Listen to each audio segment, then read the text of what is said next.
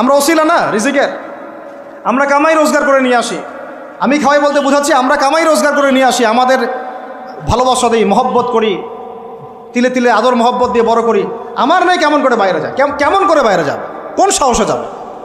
আমি বাবা হয়ে বেঁচে থাকতেও কীভাবে যাইতে পারে? গেলে ওকে একদম খাওয়ার বন্ধ করে দিবেন। আমার ছেলে বালেগ হয়েছে, নামাজে যাবে না কেন? যাবে না কেন? যদি না যায় আমি ওর খাওয়া বন্ধ করে দিব। শাসন করতে হবে সবসময়, কিন্তু মিষ্টি কথা চিরা ভিজে না। আল্লাহ পাক কোরআনের মধ্যে হেদায়েত দিতে উৎসাহিত করেছেন, এখানেই আবার আইনগুলো নাজিল করেছেন। মানে সবসময় মানুষকে দাওয়াত দিয়ে বুঝিয়ে সুঝিয়ে কাজ হয় না, মাঝে মাঝে পিটানো লাগে, লাগে না? শাসন লাগে না? লাগে। তো আমরা যদি আমাদের পরিবারের মেয়েদেরকে নিয়ন্ত্রণ করতে পারি, ছেলেদেরকে নিয়ন্ত্রণ করতে পারি, দেখবেন আস্তে আস্তে ইনশাআল্লাহ এটা কমে গেছে। আর যদি এভাবেই গা ছাড়া দিয়ে দেন, আমি বলেছি বেশি দিন লাগবে না, আর 10টা বছর পরে নাউজুবিল্লাহ আমরা আশ্রয় চাই আল্লাহর কাছে, এমনটা যেন না হয়। দেখবেন যে এটা এমন হারে বেড়ে গেছে যে ঘরে ঘরে সমকামিতা ঢুকে যাইতে পারে। নাউজুবিল্লাহ, এই তাদাত, এই সংখ্যা দিন দিন বাড়তেছে। আপনাদের শহরে, আপনাদের এই অনেক এই যে এখানে আমি অনেক মাহফিল করেছি, অনেকেই আমাকে চিরকুট দিয়েছিলেন যে ভাই এখানে বেড়ে যাচ্ছে, এই বিষয়ে কিছু বললেন। চিন্তা করেন, ভিতরে ভিতরে এগুলো চলতেছে, হোটেলে হোটেলে চলতেছে। আপনারা ভালো মানুষে যে বসে থাকলে হবে না। এত ভালো মানুষ হতে আল্লাহ পাক বলেন নাই।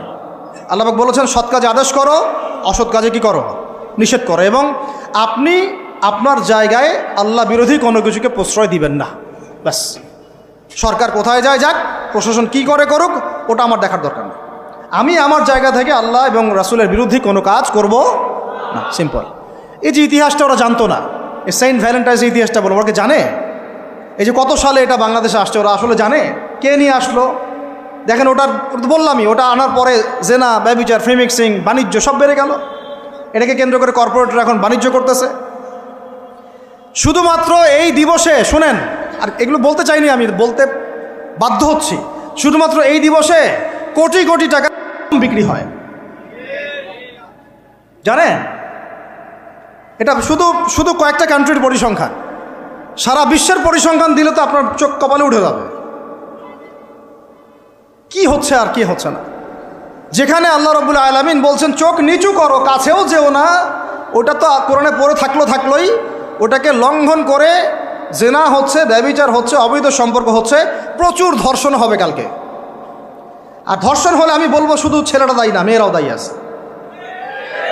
তোমাকে মাহরাম ছাড়া কে বের হইতে বলছে? মাহরাম ছাড়া একটা মেয়ের হজ ফরজ না।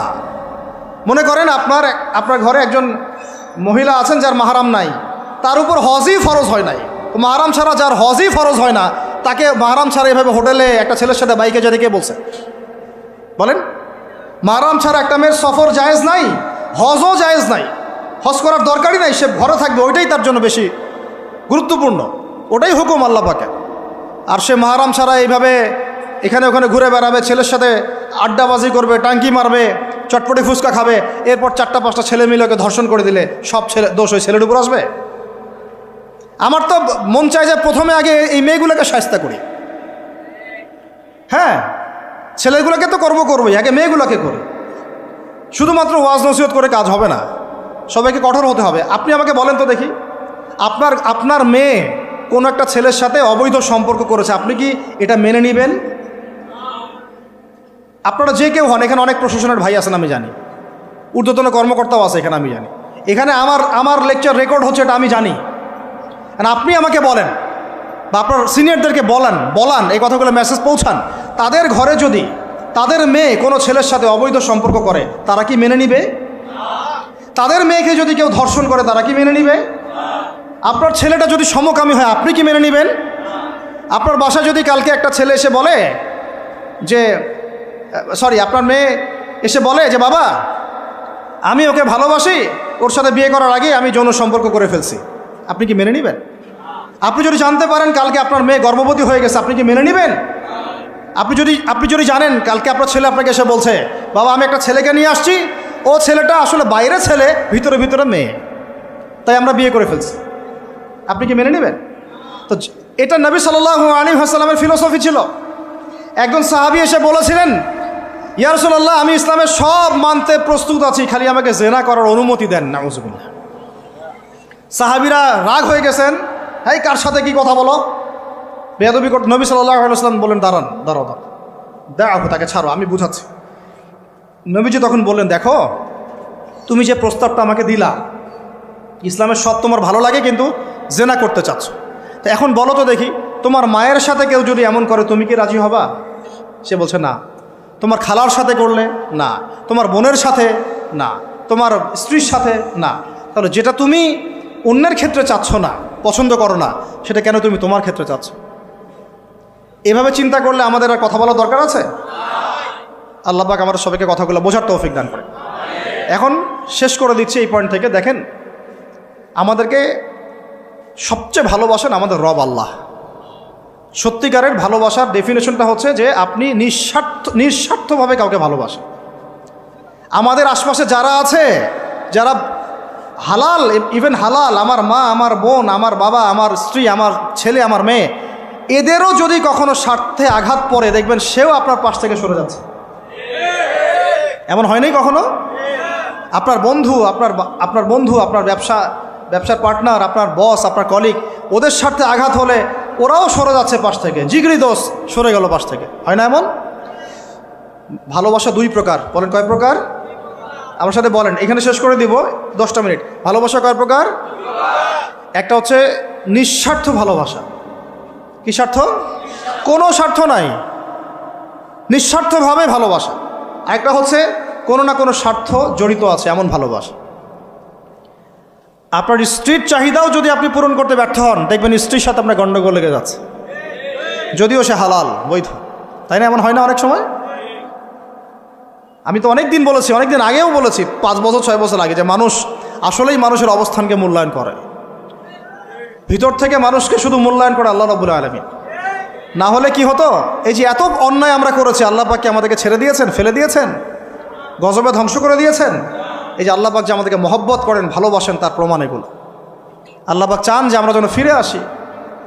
আল্লাহ পাক বলছেন, সারা দুনিয়ার সমান গুনাহও যদি সে করে ফেলে, আসমানের সমানও গুনাহ করে ফেলে, খালি তওবা করে ফিরে আল্লাহকে বলবে, আস্তাগফিরুল্লাহাল্লাযী লা ইলাহা ইল্লা হুয়াল হাইয়ুল কাইয়্যুম ওয়া আতুবু ইলাইহি। আল্লাহ পাক বলছেন, খালেস তওবা করলে গুনাহ তো মাফ করে দিবই, আগের গুনাহগুলোকে নেকি দিয়ে পরিবর্তন করে দিব। এটা ভালোবাসা না? আল্লাহ পাক সৃষ্টি করেছেন আমাদেরকে ভালোবেসে। কোরআন খোলেন, সূরা সদ পড়েন, সূরা সদের মধ্যে দেখবেন আল্লাহ বলছেন, খালাকতু বিয়াদি মা মানাআকা আল্লা তাসজুদা খালাকতু বিয়াদাই, মানে তুমি ইবলিস কেন তাকে সিজদা করলা না যাকে আমি নিজ হাতে সৃষ্টি করেছি? এটা মহব্বতের বহিঃপ্রকাশ না? আল্লাহ আমাদেরকে নিজ হাতে সৃষ্টি করেছেন। আল্লাহ পাকের হাত কেমন এটা আমরা ব্যাখ্যা করতে যাব না, এর হাতের অর্থ কি সেটাও ব্যাখ্যা করার, তাওয়িল করার দরকার নাই। কোরআনে আসছে যেভাবে সেভাবে আমরা ঈমান রাখবো, ঠিক আছে ভাই? এখানে আবার অনেক তালগোল পাকায় ফেলে এবং বিভ্রান্ত হয়ে যায়, এদিকে যাওয়ার দরকার নাই। এখানে বোঝানো হচ্ছে আল্লাহ রাব্বুল আলামিন আমাদেরকে মহব্বত করে সৃষ্টি করেছে। এই পুরো সৃষ্টি জগৎটাই তো আল্লাহর মহব্বতের বহিঃপ্রকাশ। সব কিছু এত নিপুণভাবে চলতেছে, এটা মহব্বতের বহিঃপ্রকাশ না? আমি আপনাদেরকে নিয়ে যদি কোনোদিন কক্সবাজারের সৈকতে তারা দেখাতে পারতাম, তাহলে আমি বুঝাইতে পারতাম আপনাদেরকে যে এই মহাবিশ্বটা ঠিকই আছে কীভাবে। তারার মধ্যে একটা গাণিতিক ক্যালকুলেশন আছে যেটা সবাই জানে না। যারা একটু অ্যাস্ট্রোনমি নিয়ে পড়াশোনা করেছে তারা জানে। আপনার মানে মাথার বিবেকই উল্টায় যাবে যে এত সূক্ষ্মভাবে কিভাবে আল্লাহ রাব্বুল আলামিন এই মহাবিশ্ব সৃষ্টি করলেন। এক চুল এদিক ওদিক হলে পুরো বিশ্ব কায়নাত ধ্বংস হয়ে যাইত। এটা কি আল্লাহ পাকের মহব্বতের বহিঃপ্রকাশ না? আল্লাহ পাক তো বরং বলেছেন পুরো সৃষ্টি পরিবারটাই আল্লাহর পরিবারের অন্তর্ভুক্ত। সুবহানাল্লাহ। এমনকি আল্লাহ পাক আমাদেরকে বলেছেন, তোমরা জমিনবাসীর সবার উপর রহম করো। ইরহামু মান ফিল আরদ ইয়ারহামুকুম মান ফিস সামা। তোমরা সবার উপর রহম করো, দয়া করো। দয়া রহম এটা তো মহব্বতের একটা অংশ। তোমরা সবার উপর দয়া করো, রহম করো, মহব্বত করো। এটা কি হবে? তাহলে আল্লাহ পাক আসমানে যিনি আছেন আল্লাহ পাক তোমাদের উপর রহম করবেন ইনশাআল্লাহ। আমরা সেই মহান সত্তার ভালোবাসার থেকে বের হয়ে হারাম এই যৌন ভালোবাসার দিকে যাওয়ার চেষ্টা করেছি। আসলে এটা ভালোবাসা না, যৌনতা, এর দিকে যাওয়ার জন্য এইসব করছি। আল্লাহ পাক আমাদেরকে মাফ করে যেন হেদায়েত দান করেন। আল্লাহ পাক কত ভালোবাসেন এটা নিয়ে বলতে গেলে আজকে রাত শেষ হবে। দেখেন, আল্লাহ রাব্বুল আলামিন আদম আলাইহিস সালামকে সৃষ্টি করেছেন, করে সমস্ত নাম শিক্ষা দিয়েছে। নাম মানে হলো ইলম। নাম মানে কি? ভালো না বাসলে আল্লাহ পাক কাউকে সবচেয়ে সেরা কিছু দান করেন? সূরা 3 আল্লাহ পাক কি বলেছেন? ওয়া তিনি ওয়াজ জাইতুন, এগুলো শপথ করে লাকাদ খালাকনাল ইনসানা ফি আহসানি তাকওয়িম, মানুষকে সবচেয়ে শ্রেষ্ঠ কাঠামো আল্লাহ পাক দিয়েছে, দেন নাই? তো কাউকে যদি মহব্বত না করা হয় তাকে আপনি সবচেয়ে সেরাটা কি দিতে পারবেন? আল্লাহ পাক আমাদেরকে মহব্বত করেন, ভালোবাসেন, এবং আল্লাহ চান আমরাও যেন তাকে মহব্বত করি, তাকে ভালোবাসি। এবং আমরা যদি কাউকে ভালোবাসি আল্লাহর জন্য ভালোবাসবো, কাউকে ঘৃণা করি আল্লাহর জন্য ঘৃণা করব। মহব্বতও আল্লাহর জন্যে, ঘৃণাও কার জন্যে? আল্লাহর জন্য। আল্লাহ পাক সমস্ত এলেম শিক্ষা দিলেন, এটা কি ভালোবাসার বহিঃপ্রকাশ না? নূহ আলাইহিস সালামের কওম দীর্ঘদিন আল্লাহর কথা শোনে না, আল্লাহ পাক সবর করলেন, ধৈর্য ধরলেন, গজব দিলেন না, শেষ পর্যায়ে গিয়ে আযাব দিয়েছেন। এই যে আল্লাহ পাক সুযোগ দেন, সময় দেন, এটাকে আল্লাহ পাকের ভালোবাসা, দয়া না? এরকম প্রত্যেকটা কওমের ক্ষেত্রে হয়েছে। আমি তো ফিল করলাম এই ভালোবাসা নিয়ে ঘাটাঘাটি করতে গিয়ে যে আসলে আল্লাহ পাক যে আমাদেরকে সবচেয়ে বেশি মহব্বত করেন তার সবচেয়ে বড় নিদর্শন কি জানেন? আমাদের কাছে আল্লাহ রাব্বুল আলামিন আল কোরআনের মতো কিতাব নাজিল করেছেন, আর আমাদেরকে আল্লাহ পাক নবী মুহাম্মদ সাল্লাল্লাহু আলাইহি ওয়াসাল্লামের উম্মত বানাইছেন। আল্লাহ পাক যে নবী মুহাম্মদ সাল্লাল্লাহু আলাইহি ওয়াসাল্লামকে এই দুনিয়াতে পাঠিয়েছেন না, এটাই সবচেয়ে বড় মহব্বত, সবচেয়ে বড় রহমত। কারণ তার সুন্নতে এমন কিছু নাই যেটা আপনি খুঁজে পাবেন না। আর তিনি আমাদেরকে যে মহব্বত করতেন, মুহাম্মদ সাল্লাল্লাহু আলাইহি ওয়াসাল্লাম আমাদেরকে যে মহব্বত করতেন, তিনি আমাদেরকে বলতেন যে আমরা তার ভাই। আমরা তার কি ভাই? মানে কি মায়ের পেটের ভাই? এটা বোঝানো হয় নাই। একটা হাদিসে তিনি বলেছেন আমি তো পিতৃতুল্য, তার মানে কি সত্যি সত্যি বাবা সন্তানের সম্পর্ক? রুহানি পিতা। তিনি কি ইমাম নন? তিনি ইমাম, তিনি নেতা, তিনি আমাদের শিক্ষক, তিনি নবী। তো তিনি আমাদেরকে যে মহব্বত করতেন, তিনি একদিন বলছিলেন নবী সাহাবীদের সামনে, কাশ আমি যদি আমার ভাইদেরকে দেখতে পেতাম। সাহাবীরা বলছেন ইয়া রাসূলুল্লাহ, আমরা কি আপনার ভাই না?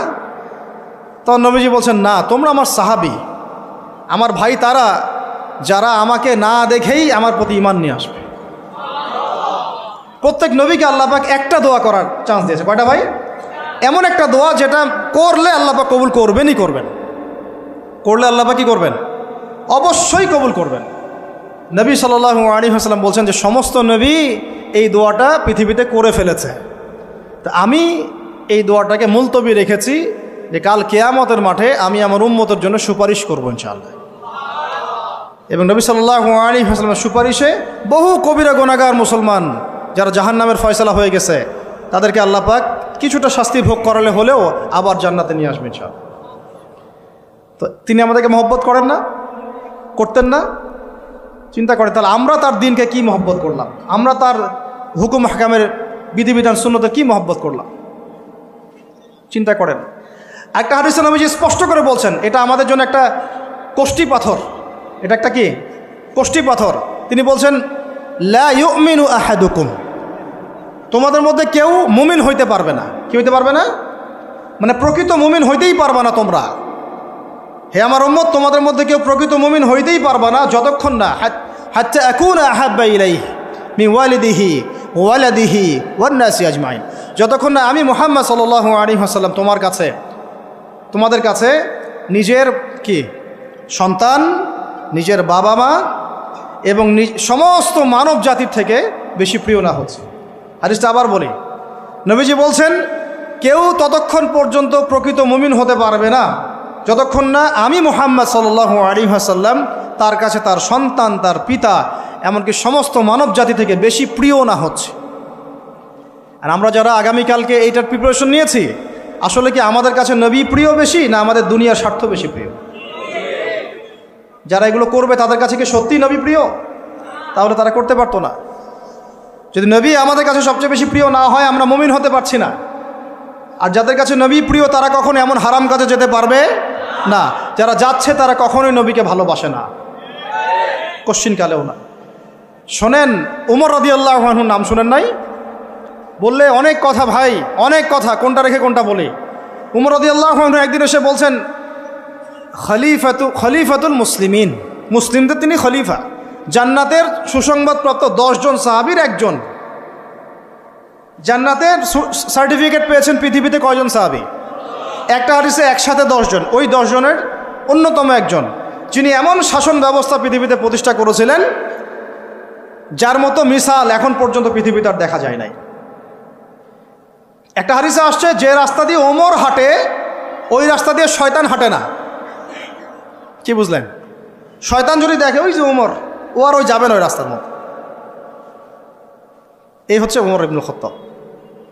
আমার পরে কোনো নবী নাই, নবীজি বলছেন আমার পরে কোনো নবী নাই, লা নবিয়্যা বা'দি, আমার পরে কোনো নবী নাই। যদি হতো তাহলে ওমর হতো, যদি হতো তাহলে ওমর হতো। অন্য একটা হাদিসে আসছে, আমার পরে কোনো নবী নাই, তবে তুমি আমার, এটা অন্য সাহাবী সম্পর্কে, আলী ইবনে আবি তালেব সম্পর্কে, তুমি আমার জীবনে তেমন, মূসার জীবনে হারুন ছিল যেমন।